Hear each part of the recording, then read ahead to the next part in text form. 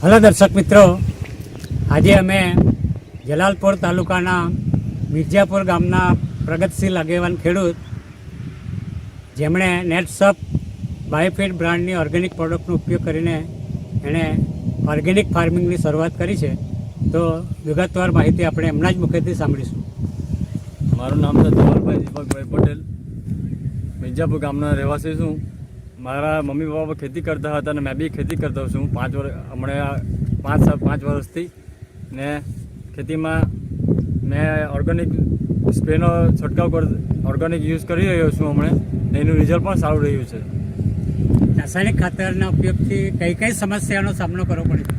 રાસાયણિક ખાતરથી નિંદામણ ને અને જમીન બી ફિટ થઈ જાય છે અને ઘણો બધો નુકસાન થઈ છે. અને ઓર્ગેનિક સ્પ્રેથી જમીન બી સુધરતી જાતી છે અને રિઝલ્ટ પણ સારું છે ને જમીન ફળદ્રુપ બને છે. નેટસપ કંપનીની કઈ કઈ પ્રોડક્ટનો ઉપયોગ તમે કર્યો હતો? મેં ઓર્ગેનિક વાળાનો ઓર્ગેનિક કંપનીનો NP ને કે અને સેટ એનો મેં ડ્રિંચિંગમાં યુઝ કર્યો છે. અને કેટલા દિવસમાં? એને એ 15 દિવસે મેં એને સ્પ્રે મારું છું એમાં. અને બીજો આ સ્ટીમરીચ અને બાયો 99 એનો બી 15 દિવસે સ્પ્રે મારું છું. આપને નેટસપ કંપનીની જે એક પ્રોડક્ટની માહિતી તમને કોના તરફથી મળી હતી? અમારા ગામના મેહુલભાઈ હતા, તેણે મને ફોન કરીને કીધું હતું કે અનિલભાઈ તમને મુલાકાત કરશે, એના પાસે તમે પ્રોડક્ટ લઈ શકો. મેં અનિલભાઈ સાથે મુલાકાત કરીને પછી એની ઓર્ગેનિકની પ્રોડક્ટ લીધી હતી. તો અનિલભાઈ તમે નેટસપ પ્રોડક્ટ વિશે તમે શું માહિતી જાણકારી આપી અને શા માટે આપી હતી તે જણાવશો? દરેક લોકો નાખે છે ખાતર તો, પણ એ સોલિડ ફોર્મેટમાં નાખે છે, યુરિયા, સલ્ફેટ, ડાઈ, પોટ આ તે. તો આપણું જે છે એ લિક્વિડ ફોર્મેટમાં છે. તો મેં એમને એમ કીધું કે આપણી પાસે જે બેક્ટેરિયા છે એ નાઇટ્રોજન N એટલે એઝોટોબેક્ટર નામના બેક્ટેરિયા છે. એ હવામાંથી 78% નાઇટ્રોજનને ખેંચીને જમીનમાં એના છોડને આપવા માટે એ કામ કરશે. એટલે આ ખૂબ બેક્ટેરિયા બેઝ છે. આની અંદર લખેલું છે કોલોની ફોર્મિંગ યુનિટ 10⁻12 એટલે 1 mlની અંદર 1 લાખ કરોડ બેક્ટેરિયા છે કે જે દિવસે દિવસે વધતા જાય છે. ત્યાર પછી પીની અંદર પોટેશિયમ સોલ્યુબલાઇઝ બેક્ટેરિયા છે. સોલ્યુબલાઇઝ એટલે અત્યારે જે ખાતર વર્ષોથી ખેડૂતો નાખે છે, પરંતુ એક ખેતરની અંદર શું થાય છે કે એ એમને એમ પડેલું રહે છે. હવે એ ફોસ્ફરસ અત્યારે કંઈ કામ આવતું નથી, પણ જેવું આપણે એને આ બેક્ટેરિયા આપણે નાખીએ સોલ્યુબલાઇઝ, એ એને ફેરવવાનું કામ કરશે, એટલે એને ઉપયોગમાં લાવવા માટે મદદરૂપ કરશે. એક ઉદાહરણ તરીકે હું તમને સમજાવું તો જેવી રીતે આપણે ઘઉં આપણે ખાઈએ છીએ તો સીધા કાચા ઘઉં આપણે ખાતા નથી, પણ આપણે એને અલગ ફોર્મેટમાં પહેલાં એને દળાવી નાખીએ, એટલે એને લોટ બનાવી નાખીએ. લોટ બનાવ્યા પછી આપણે એને રોટલી બનાવીએ, અને રોટલી બનાવ્યા પછી રોટલીને આપણે ખાઈએ, એટલે આપણા અંદર એ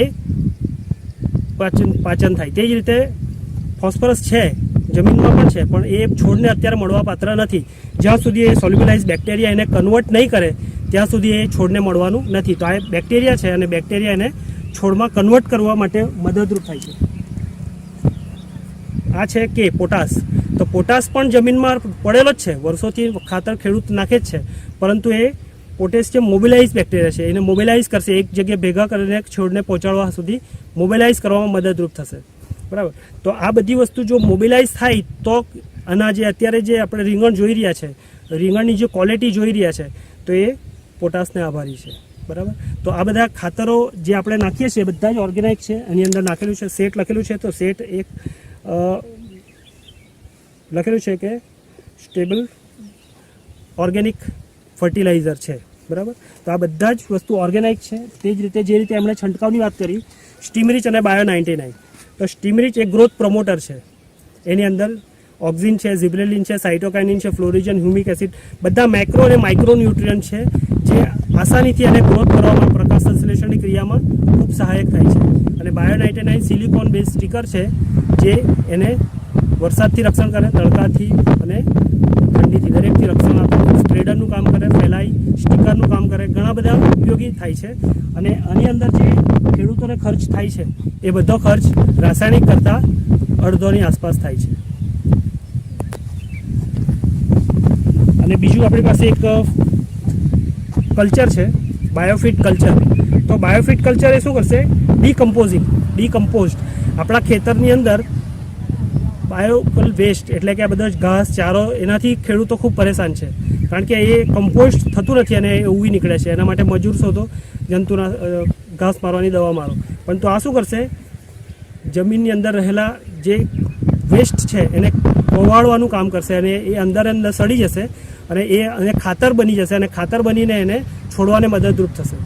જેમ દરેક ઝાડના પાન પડે છે અને નીચે સડી જાય છે, પણ કોઈક વાર આ નિંદામણ ઉગી નીકળે છે, એને પણ સડાવવા માટે આ ખૂબ જ ઉપયોગી કલ્ચર છે, જે 1 વીઘાની અંદર તમે 1 લીટરનો ઉપયોગ કરી શકો છો.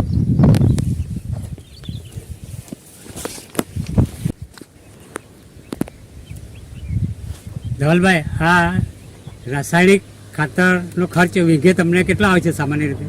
રાસાયણિક ખાતરનો ખર્ચ 5-7 હજાર રૂપિયા આવતો હતો ને ઓર્ગેનિકનો મેં 5-6 હજારમાં તો મેં આખો 3-4 પ્રોડક્ટનો યુઝ કર્યો છે. એનું 3-4 વેંગણ ને ભાત ને કાંદામાં યુઝ કર્યો છે. તો ઓર્ગેનિકનો ખર્ચો સસ્તો લાગે છે મને. આપણે પંપ દીઠ જોઈએ તો રાસાયણિક ખાતરમાં પંપ દીઠ કેટલાનો ખર્ચ થાય છે અને નેટસપમાં એક પંપ કેટલાનો પડે છે? રાસાયણિકમાં એક દીઠ પંપ ગણે તો 100 રૂપિયા જેવો આસપાસ થઈ છે ને ઓર્ગેનિકનો યુઝ કર્યો તો 50-40-45 રૂપિયા થઈ છે. તો ઓર્ગેનિકનો યુઝ કર્યો તો સારું રહેશે એમ. આપણે કયા કયા પાકોમાં આ પ્રોડક્ટનો ઉપયોગ કરે છે? આપણે વેંગણ અને કાંદા અને ભાતમાં યુઝ કર્યો છે એનો. તો રીંગણમાં કઈ જાતના રીંગણનો પાક કર્યો છે તમે? રીંગણમાં અમે ભૂરિયા મુક્તા મોતીને મેં બનાવ્યા છે. 2500 થી 2300 છોડ લગાવ્યા છે મેં અને 15 વાહામાં. તો એના ઉપયોગથી રીંગણમાં કેટલો ઉતારો થશે અને આર્થિક લાભ કેટલો થશે તે જણાવશો?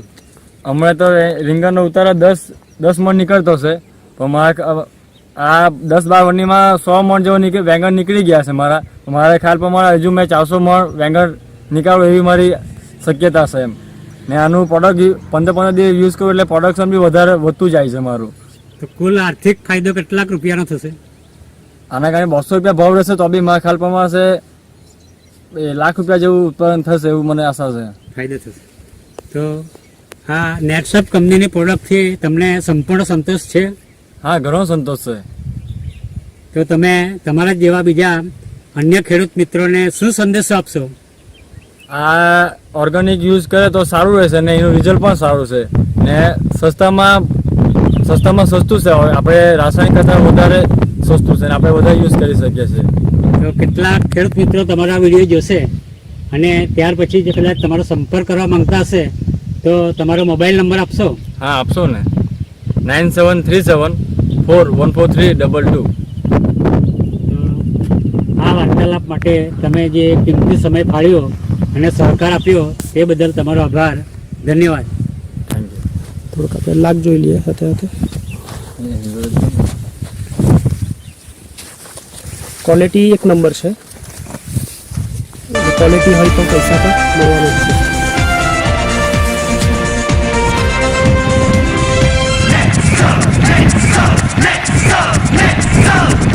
और विश्वास के दम पर आगे बढ़ते जाना है.